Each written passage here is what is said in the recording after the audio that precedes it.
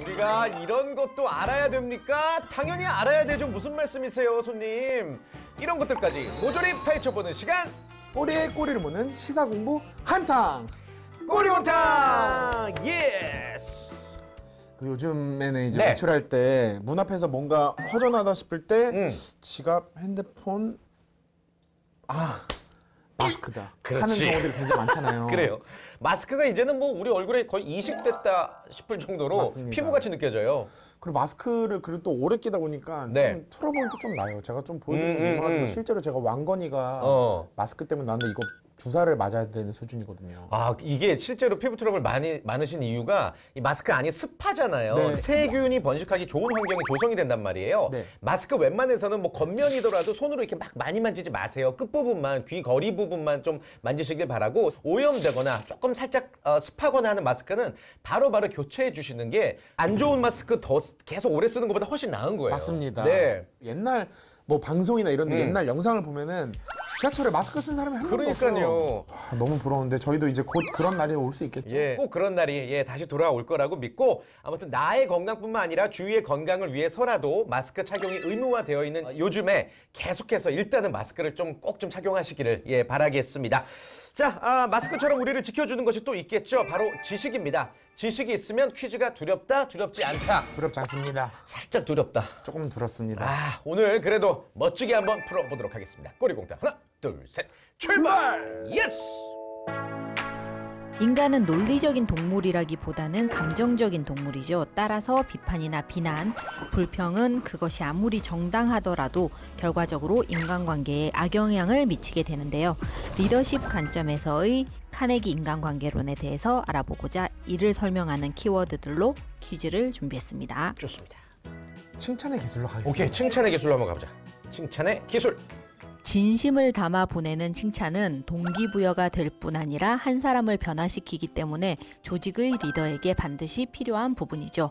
하지만 지나친 칭찬은 진심이 아닌 아첨이 될 수 있기 때문에 조심해야 됩니다. 인간관계 속에서 칭찬을 하는 사람과 듣는 사람 모두에게 중요할 텐데요. 이것은 칭찬에 관한 속담이나 명언들이 유독 많은 이유가 될 것 같습니다. 그래서 관련된 사자성어 문제 드리겠습니다. 네. 남의 의견이나 충고를 귀담아 듣지 아니하고 흘려버리는 태도를 의미하는 사자성어는 무엇일까요? 대충? 우이독경. 이게 뭐지? 이게 뜻만 들으면 쉬운데? 많이 안 쓰는 건가요? 이가 들어가나요? 그렇지, 귀 이자가 들어가. 흘려버린다. 유. 마이동풍. 정답입니다. 오, 예스! 마이동풍. 마이동풍. 마이동풍, 그래요. 자기계발서, 번역, 갈등. 칭찬의 기술 했으니까 말하기의 기술로 한번 가볼까? 말하기의 기술 가도록 오케이, 하겠습니다. 말하기의 기술. 첫 시작 너무 좋습니다. 단순히 사실을 말하는 것만으로는 상대방의 마음을 사로잡기가 어려울 때가 많은데요.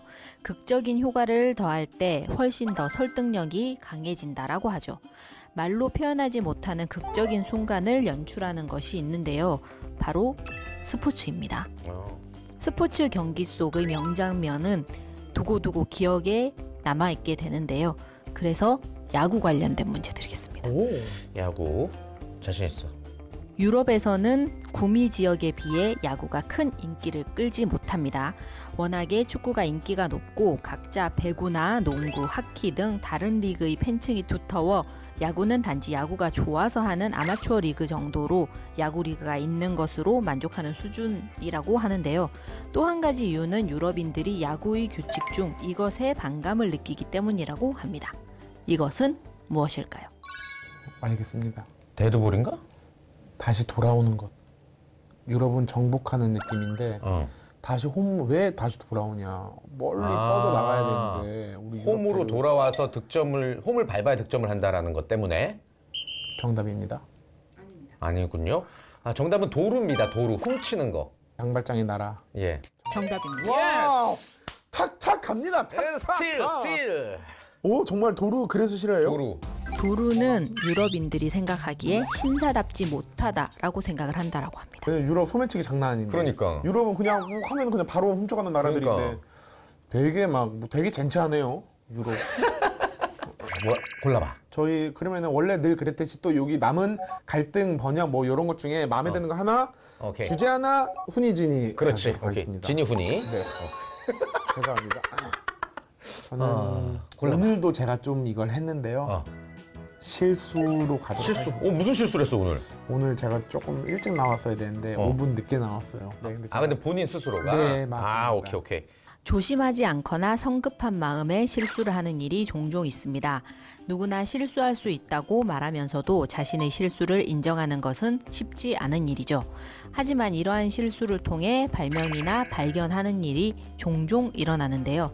실수로 인해 탄생한 음식에 관련된 문제 드리겠습니다. 정답 도너츠. 정답 쫄면. 정답 대패 삼겹살. 모두 아닙니다. 에? 가나슈는 초콜릿에 생크림이나 버터, 우유, 술 등을 넣어 섞은 것으로 케이크나 구움 과자 등에 다양하게 사용되고 있습니다. 19세기 프랑스의 한 과자 공장에서 견습생이 실수로 초콜릿이 담긴 그릇에 끓는 우유를 쏟는 실수로 만들어진 것이라고 하는데요. 그래서 가나슈의 뜻은 이것이라고 합니다. 무엇일까요? 실수. 아닙니다. 근데 지금 생각하면 누가 봐도 맛있는 건데 그때는 이 조합을 그러게. 못했는 건가 보네요. 가나슈의 뜻이 뭐냐? 그러면 엎지르다. 실수로 만들어진 거잖아. 우연? 슈. 여자아이. 왜? 여자아이 그냥 해봤어. 행운? 별책? 부록? 보너스 서비스? 가야 될 것 같아. 가겠습니다. 느낌이 미련 없이 왔어. 가는 느낌이 것도 왔어. 좋으니까요. 이렇게 무겁냐 갑자기 오랜만에 들으니까? 형님 한번 돌려주십시오. 오케이. 하나, 둘, 셋. 이야! 제발 검색 찬스. 오케이. 아 가나슈 뜻하면 바로 나. 자, 시작해 주세요.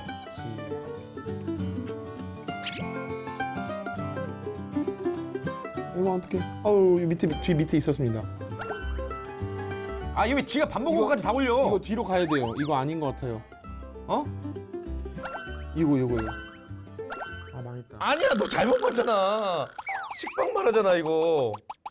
아니 이게 블로그의 폐해입니다. 그러니까 분명 지가 가나슈 뜻하고 스타벅스 쿠폰으로 아니, 가나슈 케이크 받은 거를 아침 먹은 거부터 어디 갔는지 버스 노선까지 다 적어놨어, 블로그에. 아, 한 번 더 할게요. 뭐 찬스를? 네. 아, 여기다 올인하는 거야? 네. 그럼 더 가야 될 것 같아. 알겠습니다. 무거워. 아우. 너가 돌려봐. 네, 제가 돌리도록 하겠습니다. 찬스 여기다 올인합니다. 둘, 셋. 그놈의 가나슈. 뭐야? 촬영 감독 힌트. 과연 이 가나슈 빵덩어리가 찬스 2개 쓸만한 일인 것인가? 정답. 이거는 제가 뭐 약삭 빠른 게 아닙니다. 다 들렸기 때문이에요. 정답 멍청이. 왜 옆에서 화사. 왜? 화사 멍청이. 아니 이게 오디오가 들어갈 정도였다니까? 맞아요. 진짜로? 그죠? 초등학교 때 지우개절. 그 선생님이 그냥 말하는 게 더 작다. 뭐 달라고? 지우개. 아시겠지만 지금 여기서 촬영 감독님하고 전주님하고 붙어 있으세요. 저희만큼 붙어 있으세요. 그러니까 화사. 왜? 멍청이. 네 번째 문제로 넘어갈까요? 네 번째 문제는 주제 문제 주제 오케이. 하도록. 다음은 데일 카네기 인간관계론에서 소개된 일화입니다. 유명한 시험 비행사인 밥 후버는 비행기를 몰던 도중 갑자기 엔진이 멈춘 상태로 비상 착륙을 하게 되었습니다. 후버는 곧바로 엔진을 체크했는데 예측대로 연료 탱크에는 휘발유가 아닌 제트 연료가 들어있었다라고 합니다. 그는 비행기를 정비한 정비사를 불렀고 젊은 정비사는 자신의 실수 때문에 눈물을 흘리고 있었는데요. 이에 후버는 이렇게 이야기했다라고 합니다. 후버가 한 말은 무엇이었을까요? 야, 네가 타봐. 뒤집 뻔했잖아. 차는 예를 들면 경유 휘발유 잘못 넣으면 뭐 가다 쓰는 한이 있더라도 이거는 쓰면은 죽는 거잖아요. 이거 좋은 말이다. 앞으로는 절대 실수하지 않겠구만. 비슷합니다. 내가 더 이상 같은 실수를 하지 않겠다는 것을 알겠어. 앞으로 나는 계속 당신한테 맡기겠네. 정답입니다. 와, 야 진짜 야 대인배. 진짜로. 정확하게는 앞으로 이 비행기는 자네가 맡아서 정비해주게. 내가 안 타면 되니까 어디 여기저기 와. 돌아다니지 말고 이거 하나만 붙박이로 해. 나는 이건 빼고 다 탈 거야. 다시는 마주치지 말자. 어떻게 이렇게 이런 여유나 인품이 나올까? 약간은 미화된 부분도 있겠지. 있겠죠.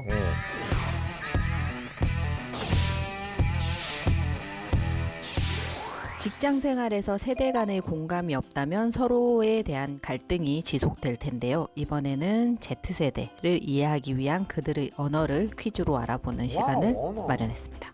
야, 막 신조어 이런 건가 보다. 약어. 당모치는 당당한 모습의 치와와를 줄임말입니다. 하나, 둘, 셋. 아니지. 딱 봐도. 당장 모여서 치킨 고? 정답 X입니다. 오케이. 제 맞았어요? 당연히 모든 치킨은 옳다. 아, 그렇구나. 저는 당면, 모듬, 치즈 이런 거 있어요. 두 번째 문제 드리겠습니다. 코로나로 인해 헬스장을 못 가게 된 이들이 헬스장 대신 공원이나 산에서 운동하는 것을 가리키는 말은 산스장이다. 하나, 둘, 셋. 맞아. 산스장 맞아. 뉴스에서 네. 봤어. 정답 O입니다. 예스. 에티켓을 중시하는 Z세대는 채취에 민감하게 반응하는데 직접적으로 표현하는 건 신뢰라고 생각해 손취라고 부른다고 합니다. 하나, 둘, 셋. 아니야, 다른 거 같아. 다른 취야. 정답 X입니다. 아. 손치는 뜻이 뭐예요? 뭐라고 불러요, 그러면? 팔취. 팔취? 손치는 뭐예요? 팔에서 나는 냄새? 팔취. 자기 안의 보수성을 표현한 말로 내 안의 유고걸이 말린다고 합니다. 하나, 둘, 셋. 유교걸 아니냐? 맞아요. 나 X. 아! 정답 X입니다. 근데 아. 이거 들고 유교결 정답 나오기 전에 유교결이라고 말했는데 나 잘못 들은 건데.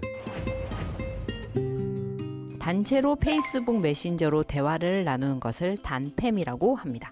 하나, 둘, 셋. 아니야. 정답 O입니다. 아야. 단팸이라고 그래요? 아콜닭비, 아싸라비아 콜롬비아. 닭다리 잡고 삐약삐약. 손 씻기 다음으로 중요한 것은 바로 손 소독제. 여기에 담아봐. Take my money. 내 돈을 뿌려봐. 머니건. 와 이거 갖고 싶었는데. 오! 뭐냐? 와우! 대박! 어머나. 와! 된다. 하고 싶어. 뿌려봐. 하면 또 주워야 되죠. 와! 나 기분 좋아. 예스! 여기 리치! Show me the money! 여태까지 한 10번을 꽝을 받은 게 다 이걸 받기 위해서군요.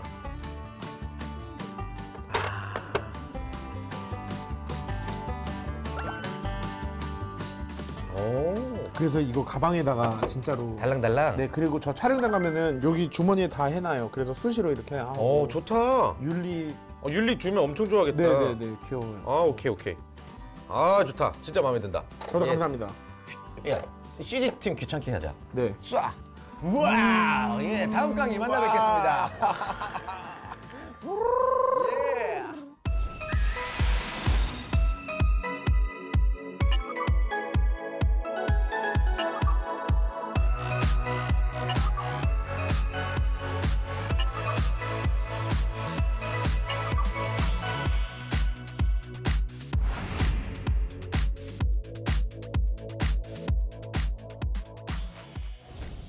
전문가와 함께하는 딥 러닝 시간. 꼬리에 꼬리를 무는 질문.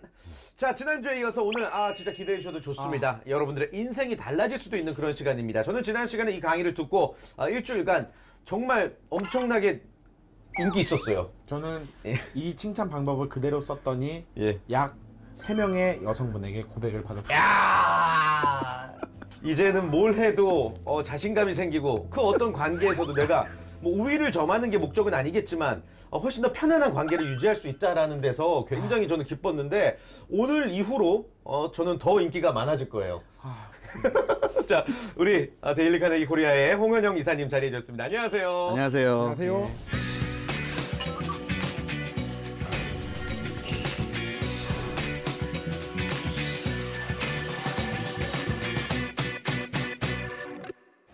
일단 지난 시간에 카네기의 인간관계학에 대해서 인간관계론의 뭐 기- 기본편. 기본을 맛봤고요. 오늘은 조금 뭐 심화라고 하면 좀 부담스러우실 수도 있지만 네. 뭐 기초심화편 기초심화편. 네. 예, 그런 얘기들 한번 좀 더 한번 해보도록 해볼게요. 네. 오늘의 주제는 설득이라고 한번 잡아봤습니다.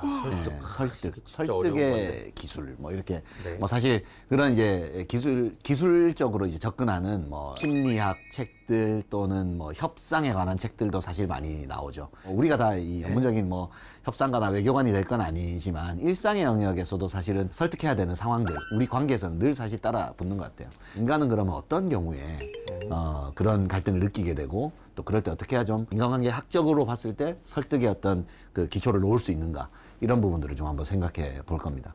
근데 우선은 이제 전제가 항상 중요합니다. 저는 강의할 때마다 이 전제를 항상 중요하게 생각하는데, 만약에 나에게 뭔가를 누가 부탁하려고 해요. 그리고 나와 의견 다른 걸 누군가가 이제 조정하려고 사람들이 나에게 뭔가를 얘기한다고 한번 해보십시오. 그러면 내가 솔깃해서 그것을 잘 듣게 되는 경우도 있는가 하면, 사실 많은 경우에 뭔가 모르게 마음에 자꾸 방어를 할 때도 되게 많아요. 맞아요. 사람들이. 예, 방어벽을 막 치게 됩니다. 예를 들어서 윗사람이 갑자기 어느 순간 뭐 이렇게 상호 씨 요즘에 고생 많지 뭐 안 보이던 관심을 갑자기 보여요. 네. 그래서 뭐 이게 괜히. 뭐 이것도 잘하고 저것도 잘해 이래요. 그러면 방어벽이 막 생겨. 네. 이번에 뭘 뭐지? 시키려고 그러나? 뭐지? 꿍꿍이지?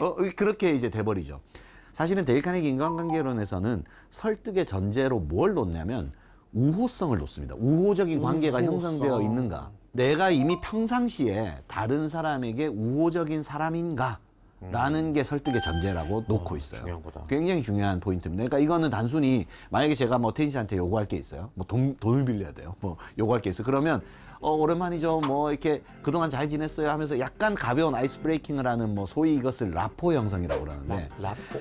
근데 그런 걸 하고 다음 본론 얘기해라 이런 가르침도 있긴 한데, 저는 이게 반은 맞고 반은 틀렸다고 생각되는 게, 평상시에 우호적인 관계와 관심이 형성되어 있지 않은 상태에서 가벼운 라포 형성이 의미가 있을까? 그런 생각이 드는 거죠. 그래서 이것은 일종의 습관에 해당되는 겁니다. 평상시에 내가 늘 보통의 경우에 주변 사람들에게, 팀원들에게 또는 가족들에게 계속 좀 많은 관심을 적금 들듯이 쌓아놔야 돼요. 그런 얼마만큼 내가 우호적인 사람이 되는가가 이제 전제 조건이라고 되어 있는데, 이제 어느 정도 우호성 지수가 쌓였다고 판단되면 이제 그때부터가 사실은 내가 다른 사람을 설득할 준비가 되어 있다라고 보시면 될 것 같아요. 야, 이게 그동안 설득이란 거 자체가 어렵다고 생각했지, 미리미리 이렇게 네. 이런 말 해도 되나? 씨 뿌려야 되는 줄은 몰랐어요. 예. 그러면 이제 이걸 이제 기본으로 놓고, 네. 그렇다고 할지라도 우리가 살아가다 보면 나와 의견이 다른 경우들을 많이 부딪히게 되고, 그렇죠. 갈등도 많이 만나게 그렇죠. 돼요. 그래서 오늘은 이제 이 갈등의 양상 하나를 좀 설명드린 다음에 네. 살짝 테크닉 하나 와, 실제로 써먹을 수 좋아요. 있는 거 하나 네. 이제 연결 한번 말씀드려보도록 하겠습니다. 일단 그 갈등을 일으키는 거 있잖아요. 그 양상을 한번 보면 보통 한 4단계 정도의 이제 단계가 있습니다. 네. 5단계라고 볼 수도 있는데, 네. 첫 번째는 사건이 일어나요. 네. 어떤 이제 상황을 내가 보게 됩니다. 그 사람이 나에게 무슨 말을 했다거나 뭐 사건이 일어나요. 그 사건이 일어나면 그 다음 단계는 해석을 해요. 내가 저거는 이러이렇기 때문에 나에게 이렇게 했을 거야. 해석 다음에는 나의 이제 반응이 일어나요. 내가 어떤 반응이 일어나요. 뭐 가볍게는 신체적인 반응부터 시작됩니다. 네. 뭐 혈압이 끓어오른다거나, 네. 동공이 흔들린다거나, 심장이 뛴다거나, 얼굴이 빨개진다거나. 빨개진다거나, 그리고 감정적인 반응도 나타나죠. 네. 화가 난다거나, 서운하다거나, 뭐 그런 감정. 그리고 이제 이성적인 반응도 있죠. 내가 이 말을 해줘야지. 내가 다음부터는 이렇게 해서 한번 골탕을 먹여야지. 뭐 이런 각각 반응들이 일어나요. 근데 이제 그 반응이 일어난 다음에 그 다음에 실제로 이제 행동을 취하죠. 이걸 이제 태도를 결정한다라고 하는데, 예를 들어서 똑같이 쏴붙여 주거나, 아니면 뭐 참거나, 어떤 식으로든 어떤 행동을 하겠죠. 이제 그리고 나면 그것이 어떤 영향이 되어서 그 다음 사건에 또 영향을 미치는. 그러니까 이게 사이클이 되죠. 그러니까 사건이 일어나고 해석을 하고, 그리고 거기에 대한 반응을 보이고, 어떤 태도를 결정해서 행동을 취하면 그게 영향이 돼서 다음 사건이 또 일어났어요. 그래서 이게 어느 순간 풀어지지 않으면 갈등이 계속 증폭되게 되는 거죠. 제가 이거를 재미있게 좀 이해하기 위해서 그 예를 하나 든 게, 제가 한때 되게 좋아했던 영화인데, 이게 건축학개론. 오. 영화 아마 다 보셨을 거예요. 네네. 수지 씨. 아, 그죠. 한강수희 씨 얼굴이 딱 떠오르네. 예. 근데 어떤 장면이 나오냐면, 이 남자 주인공이 여주에게 그 선물을 주려고 아마 소품을 만들어가지고 집 앞에서 기다리는 장면이에요. 맞아요. 그 장면 아마 기억나요. 네네네. 밤늦게까지 기다리는데, 이 여주가 술에 취해가지고, 그죠? 예. 웬 그 남자 선배가 이제 유현수 발에다 씨. 주죠. 발에다 서서 그 집 앞에 딱 들어가는 거를 이 남주가 이제 보고 실망하는 장면이 맞아요. 나오는데, 그게 아까 말한 첫 단계, 사건이 일어나는 사건이 거예요. 일어났습니다. 자, 여기서의 사건은 뭐예요? 여주가 그 술에 취해서 선배의 부축을 받고 집에 들어갔다. 이제 이게 사건이에요. 그렇죠. 자, 사건이라면 그 다음 단계 뭐라 그러냐면 해석이라 그랬죠. 자, 이 남자 주인공이 이제 그 사건을 해석하는 거예요. 네. 첫 번째 뭐라고 해석하냐면 둘이 사귄다. 네. 라고 일단 해석을 해요. 그죠? 저 남자 선배는 돈도 많고 능력도 있고 나는 가난해서 아마 저 남자를 택했을 거야 라고 얘가 해석을 해요. 그러고 나서 이제 해석 다음 단계가 이제 반응입니다. 그렇죠. 이 격정적인 감정적인 반응이 나오죠. 막 그 옆에 있는 쓰레기통 발로 차고 막 이런 맞아요. 장면이 나오거든요. 네. 그럼 반응이 이렇게 했어요. 그럼 그 다음이 태도를 결정한다 그랬죠. 그러면 그 태도를 결정해서 여자친구한테 가서 뭐라 그럽니까? 욕을 하죠. 네. 예, 쌍시옷 들어가는 네. 욕을. 그 영향이 일어났어요. 그 욕을 함으로써 그 영향이 다음 사건에 어떻게 영향 미칩니까? 어른 될 때까지 못 만나죠. 그렇죠. 예. 그러면 이 사건들이 일어날 때 그럼 이 남자 주인공은 어떻게 했어야 됐느냐? 이 중에 어딘가에서는 끊었어야 됐어요. 맞아요. 예를 들어 사건이 일어나자마자 그걸 끊을 수도 있어요. 해석하기 전에. 아니 찾아 들어가서 뭐냐? 한번 말해봐. 따져보기라도 했을 수 있죠. 그리고 너 저 남자를 좋아해? 사귀는 거 맞냐? 한번 따져보기라도 했으면 거기서 끊어질 수도 있었어요. 그렇죠? 반응이 막 나올 때 여기서 또 끊을 수도 있어요. 예를 들어서 쓰레기통을 찰 게 아니라 일단 집에 가서 목욕 제기하고 명상한 다음에 다음날 다시 찾아가서 야, 어제 이거 어떻게 된 거냐. 네, 그때 또 할 수도 있는 것이고 이제 이 태도를 취할 때 또 한 번 끊을 수도 있어요. 그 쌍시옷 욕을 할 게 아니라 그리고 심지어 그 쌍시옷 욕을 했어요. 그리고 나서도 그 영향이 그대로 가도록 10년 넘게 못 만나도록 할 것이 아니라 아니 졸업할 때라도 사과하고. 미안하다고 할 수 있잖아요. 예. 물론 그러면 영어는 안 됐겠지만 그러니까 그 각 단계마다 끊어낼 수 있는 고리가 있는 건데 가만히 보시면 우리가 이걸 흘러가는 대로 내버려 두면 계속 증폭됩니다. 그러니까 요게 이제 우리가 보는 갈등의 양상인 거죠. 그래서 이제 인간관계론의 이제 원칙들을 여기서 좀 이제 적용해 오자면 우리는 상대방이 나에게 이제 이해될 수 없는 행동을 하거나 나와 다른 의견을 할 때 너 왜 그런 의견을 냈느냐 뭐 너 왜 이렇게 행동하느냐 그러면 그 사람이 막 뭐라 얘기를 할 거 아닙니까? 그러면 우리가 제일 많이 쓰는 상대방이 내가 원하는 답을 안 들려주거나 나의 생각과 반대되는 얘기를 들려줄 때 우리가 제일 먼저 나오는 그 첫 번째 반응의 답은 뭐냐면 근데요 근데 아니 그런데 아니 근데 그게 그러면서 이제 내 주장을 막 하죠. 그러면 또 상대방은 뭐라 그래요? 아니 근데 하면서 또 주장을 하죠. 그러니까 아니 근데 버트 그러나와 주장 요게 세트가 돼서 계속 부딪힙니다. 이 풀릴 가능성은 별로 없어요. 갈등이 계속 풀어나가죠. 그래서 이런 경우보다는 어떻게 써야 되느냐? 일단은 버트 그러나를 뺍니다. 예, 버트 그러나를 빼고 쿠션 플러스 증거가 나와야 돼요. 증거나 사례나 스토리. 아주 쉬운 예를 들어볼게요. 자, 이 사람이 산으로 가자 그래요. 아이, 산도 좋지. 근데 바다가 좋아. 바다가 왜 좋냐면 사람들은 근데라는 말이 나오는 순간 일단 마음의 문을 닫아버려요. 우리가 남을 설득할 때는 반드시 두 가지가 있어야 되는데요. 첫 번째는 일단 내 말을 듣게 만들어야 돼요. 잠깐만요. 잠시만요. 볼게요.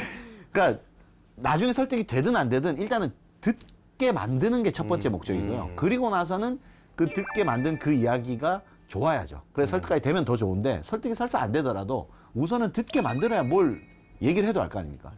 그래서 이제 증거나 스토리를 얘기한다는 건 이런 거예요. 쿠션을 딱 쓰고 버트 그러나를 쓰지 않고 바로 내가 주장하고 싶은 거에 어떤 근거가 되는 얘기를 먼저 합니다. 예를 들자면 이런 겁니다. 산으로 가자 그랬어요. 산도 물론 좋은 점이 있지. 저번에 우리 휴가 갔을 때 기억나? 이러면서 이제 얘기 들어가는 거예요. 네. 저번에 우리 휴가 갔을 때 걔 그때 같은데요. 뭔 얘기인지 뭔 얘기지? 그치. 그때 걔 뱀에 물렸었잖아. 이러면서 산은 위험해요. 뭐 이런 거. 그러니까 적어도 그러면 그 사람이 내 주장의 근거를 듣게 되고 내 주장은 마지막에 이게 이제 쿠션, 증거, 주장 이 방식이거든요. 그래서 예. 그 증거 얘기할 때 그렇게 생각할 수 있겠네. 지난번에 우리 휴가 가면은 이게 산 좋다라고 얘기하는 건지 바다 좋다라고 얘기하는 건지 모르니까 일단은 듣고 그리고 마지막에 내 주장이 나와요. 그러면 이제 내 주장이 나왔을 때 그 사람이 받아들일 수도 있고 또 안 받아들일 수도 있어요. 그러면 그 사람이 또 뭔가 주장을 한다고 해봐요.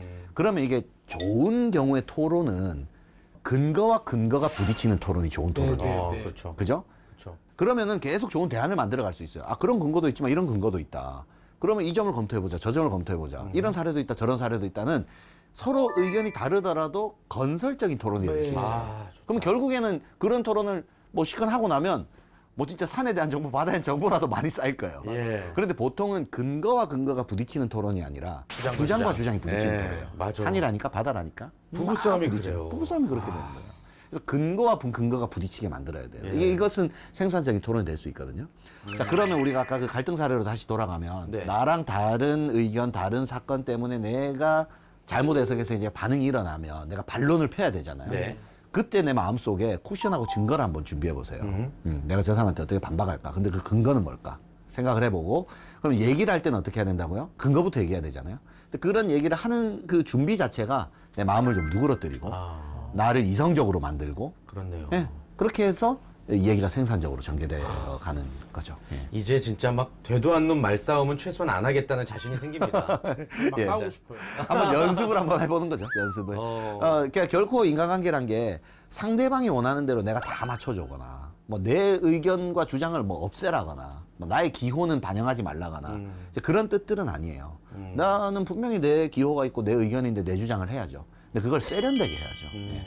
주장을 강하게 한다고 해서 그 사람이 듣는 것이 아니라 그 사람의 의견을 예, 존중하면서 대신 명확한 근거를 먼저 얘기하고 가급적이면 그게 아니라 근데 이런 말은 좀 덜어내고 그러다 보면 대화가 굉장히 좀 원활하게 잘 갈 수 있죠. 예. 이건 좀 약간 별개의 경우인데 네. 둘 다 어떻게 보면 비슷한 지식 수준에서 네. 뭐 비슷한 취미를 즐기고 비슷한 연령대에서는 그게 건강한 토론이 될 수도 있는데 만약에 누가 봐도 아닌 거예요. 그러니까 뭐 법적으로나 사회적으로나 이 친구의 주장이 너무 아닌데 네. 계속 우길 때도 그렇게 쿠션도 해주고 내 근거도 내세우고 해야 될까요? 아주 좋은 지적이십니다. 그러한 질문에 대한 답은 데일 카네기 인간관계론의 마지막 페이지에 카네기 씨가 써놨어요. 예. 이 모든 원칙들을 내가 아무리 잘 적용해도 내 말대로 듣지 않는 사람들이 있을 수 있다. 네. 예. 인간이란 건 자동 판매기가 아니거든요. 자동 판매기는 동전을 넣으면 음료수를 내놓는 것처럼 칭찬을 넣으면 뭔가 아웃풋을 내놓고 쿠션을 딱 쓰면 설득되고 이런 존재는 아니에요. 예.